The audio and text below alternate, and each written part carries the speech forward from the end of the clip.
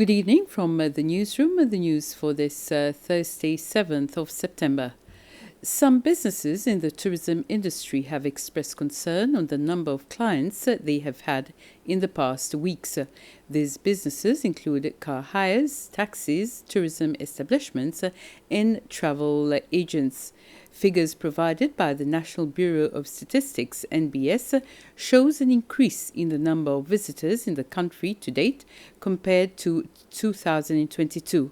However, the Principal Secretary for Tourism, Shirin Francis, says the figures also indicate a slight drop in the number of visitors for the month of August. She adds that those feeling the decline in visitors could be because their main clients are Western Europeans. Year to date, we are 6% above the same period last year. But if you look at the statistics precisely for August, we are minus 4% down, or we have 1,000 visitors difference compared to last year, same period. When we look at the statistics, the one market which is pulling us, which has pulled the month of August down is the Italian market, but most of other markets have performed in the month of August.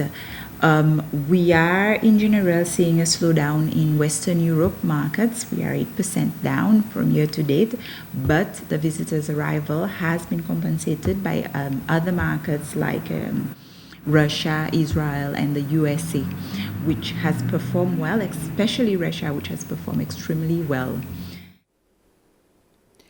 The Ministry of Education is set to pilot a new project in 2 state schools.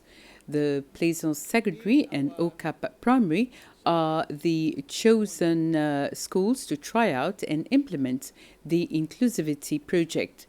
The idea is to include all students in learning, whatever their background, race, socio-economic situation, level of intelligence, and so on.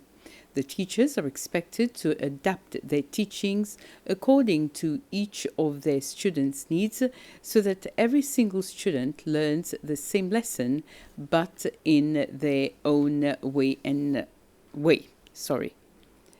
A group of A-level and UNICEF students participated in a workshop by the National Assembly where they learned about the role and functions of the Parliamentary Committee for International Affairs, the IAC. The half-day workshop was held at the UNICEF Theatre, Anse-Royal, an event which coincided with the 30th anniversary of the legislative arm of government. At the workshop, 6 out of the 7-member committee members were present.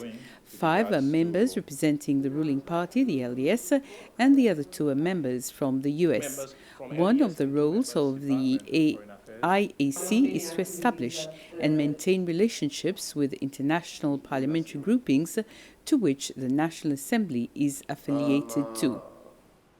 We were sent a standard form for review, and I went over it and I saw there was a lot of implication, a lot of things keep on actually get addressed to the general public. After doing a few bunch of research, you actually get a view of how the global economics works of everything, how politicians and everything politics works with the coding of Seychelles, and how all of it affects us. It actually addressed much of the issues, and I actually found it very interesting. The Chief Justice is still drafting his decision on whether to release on bail the second accused in the Arms and Prevention of Terrorism case, Laura Valabji. This is what Chief Justice Ronnie Govinden conveyed to the prosecution and defense in court this morning. It is to be recalled that on the 24th of last month, both sides presented their case for and against releasing Mrs. Valabji on bail. Meanwhile, the first 3 accused in the case are further remanded until the 21st of this month. And this morning, too, lawyer Joël Camille, who is representing the 5th accused in this case, Franck Marie, informed the court that his client has been released from hospital, and he will provide the court with his client's medical reports as soon as possible. In international news, in the Maldives, more than 250,000 people will vote on Saturday for their next leader. Incumbent President Ibrahim Mohamed Solih is seeking a second 5-year tenure after winning the ruling Maldives Democratic Party's MDP presidential primary against former President Mohamed Nasheed. Solih faces 7 other candidates in the upcoming race. The Democrats, formed by Nasheed, has approved Member of Parliament Elias Labib as their presidential candidate. And Mohamed Muizzu, currently the mayor of Malé, represents the opposition Progressive Party of Maldives and the People's National Congress as their presidential candidate, while the Jumhuri Party nominated Gassim Ibrahim as their candidate. The Maldives National Party nominated its founding member and party president, Mohamed Nazim, while 3 others are running as independent candidates. Have a very pleasant evening.